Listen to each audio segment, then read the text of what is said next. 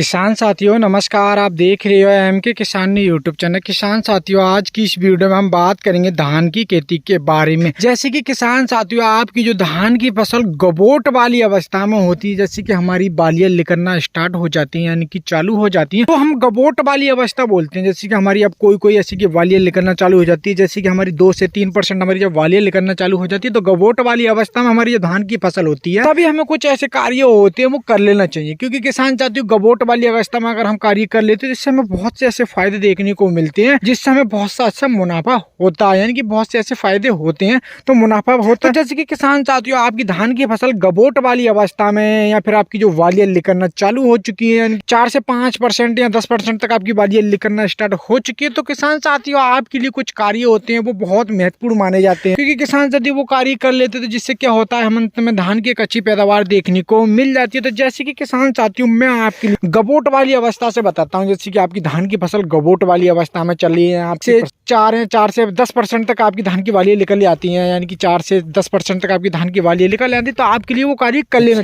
तो जैसे कि किसान साथियों आपकी धान की फसल गबोट वाली अवस्था में या फिर आपकी वालियां 5 से 10% तक निकल आएंगी, तो किसान साथियों आप पोटास का प्रयोग करना चाहिए, यानी कि जो हमारी एमओपी पोटास आती है उसका हमें प्रयोग करना चाहिए। क्योंकि किसान साथियों एमओपी पोटास से क्या हो कि हमारे जो दाने के भराव अच्छी तरीके से हो जाता है। देखते हैं कि लास्ट में हमारी जो दाने होते हैं वो पिचके रहते हैं, खाली रह जाते हैं, और ऐसा कि हमारी धान की जो वालियां होती हैं वो छोटी रह जाती हैं, तो कोई वो बीमारी का कारण नहीं होता है। इसी के कारण होता है जैसे कि हमारे पौधे के लिए एक अच्छी मजबूती प्रदान नहीं होती। क्योंकि किसान साथियों गबोट वाली अवस्था में अगर हम कोई ऐसे खाद उर्वरक का प्रयोग कर लेते हैं, एमओपी पोटास का प्रयोग करते हैं, तो क्या होता है हमारी जो धान की वालियां बनती हैं वो लंबी बनती है और हमारे धानों का भराव अच्छी तरीके से होता है, यानी कि हमारे दाने वो पिचके नहीं रहते हैं। इससे क्या होता है अंत में हमें धान की एक अच्छी पैदावार देखने को। लेकिन बहुत से ऐसे सोचते हैं कि जो हमारे दाने पिचके रह जाते हैं इनकी बीमारी के कारण होता है, ऐसा कुछ नहीं।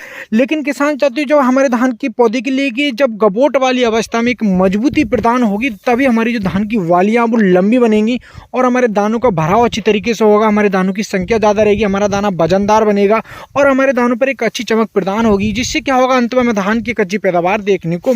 तो जैसे कि आप एमओपी पोटास का भी प्रयोग कर सकते हैं या फिर जो हमारी NPK 0050 आती है उसका भी हम प्रयोग कर सकते हैं, यानी कि जो हमारे NPK 0050 आती है उसे हम स्प्रे के रूप में प्रयोग कर सकते हैं। या फिर आप एमओपी पोटास दानेदार का प्रयोग करना चाहते हो तो हम उसे छिड़काव विधि से दे सकते हैं, यानी कि हम छिड़काव विधि से दे सकते हैं और स्प्रे के रूप में भी हम दे सकते हैं। तो जैसे कि आपके ऊपर डिपेंड है आप कौन से कार्य करना चाहते हैं, छिड़काव विधि से देना चाहते हैं या फिर आप स्प्रे के रूप में प्रयोग करना चाहते हैं। तो जैसे कि किसान साथी सबसे हम पहले बात करेंगे दानेदार की। जैसे कि हम दानेदार का अगर प्रयोग करते हैं तो इसकी मात्रा हमें 25 से 30 या 20 तक हमें लेनी चाहिए, यानी कि 20 से 25, 25 से 30 किलो प्रति एकड़ के हिसाब से ले लेना चाहिए। क्योंकि किसान साथियों अगर इसका हम प्रयोग कर लेते हैं तो क्या होता है हमारे दाने वजनदार बनते हैं, हमारी दान की जो वालियां वो लंबी बनती हैं और क्या है हमारे दानों की संख्या भी ज्यादा रहती है और हमारे दाने पर एक अच्छी चमक प्रदान हो जाती है, जिससे क्या अंत में हमें धान की एक अच्छी पैदावार देखने को मिल जाती है। अब बात करते हैं कि आप स्प्रे के रूप में प्रयोग करना चाहते हैं, यानी कि आप इसके कार्य नहीं करना चाहते, आप दानेदार का प्रयोग नहीं करना चाहते। क्योंकि किसान साथियों ऐसा होता है कि आप दानेदार का प्रयोग नहीं करना चाहते, थोड़ी हमारी इसका खर्चा ज्यादा पड़ता है, लेकिन जो हम स्प्रे के रूप में प्रयोग करते हैं उसको हमें थोड़ी खर्चा कम आता है। तो ऐसे कि आप खर्चा कम का काम करना चाहते हो तो किसान साथियों जो हमारी NPK 0050 है उसमें भी हमारी पोटास है, यानी कि 50% पोटास है, तो उसमें नहीं तो यूरिया की मात्रा है नहीं तो फास्फोरस की मात्रा है, ओनली हमारी पोटास की मात्रा है NPK 0050। तो NPK 00 जो हमने 50 लिए उसको अगर हम स्प्रे के रूप में प्रयोग करना चाहते हैं 1 किलो प्रति एकड़ के साथ 120 लीटर पानी से 150 लीटर पानी का हम घोल बना लेते हैं और 1 एकड़ की धान की फसल पे स्प्रे के रूप में प्रयोग कर लेते, तो जो हमारा दानेदार का कार्य करती है, यानी कि जो हमारा दानादार कार्य करती है पोटास, वो ही हमारी जो NPK 0050 पोटास वो ही कार्य हमारा दोनों करती है, यानी कि एक समान कार्य करते हैं। लेकिन वो आप जैसे कि खर्चा के